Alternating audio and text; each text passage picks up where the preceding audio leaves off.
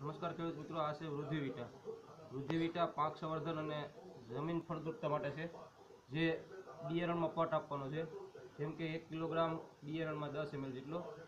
તો આ આપણે ટાર્ગેટ મુજબ જે રીતના કિલો દીઠ આપણે બી એકઠા કરી અને તે પ્રમાણે વૃદ્ધિવિટાનું મિશ્રણ કરી 15 લીટરના કપમાં પાણી સાથે મિક્સ કરી, જે પ્રમાણે દવા હોય એ પ્રમાણે પાણી નાખી અને મિક્સ કરી અને આની પટ આપવો. પટ આપ્યા બાદ 15 મિનિટ આપણે રહેવા દઈશું. 15-20 મિનિટ બાદ આપણે ઉપયોગમાં લેશું વાવેતર માટે. તો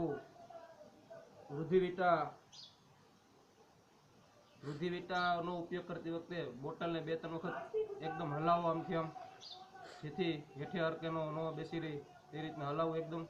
ખાસ કરીને એનું પછી છાયામાં અથવા સૂકી જગ્યાએ રાખવું, ભીના ભેજવાળી જગ્યાએ કે તડકામાં નહીં રાખવાની. પાક સંવર્ધન માટે આનું ફૂલનો અને મૂળનો બેનો વિકાસ કરે છે, છોડનો પણ વિકાસ કરે છે.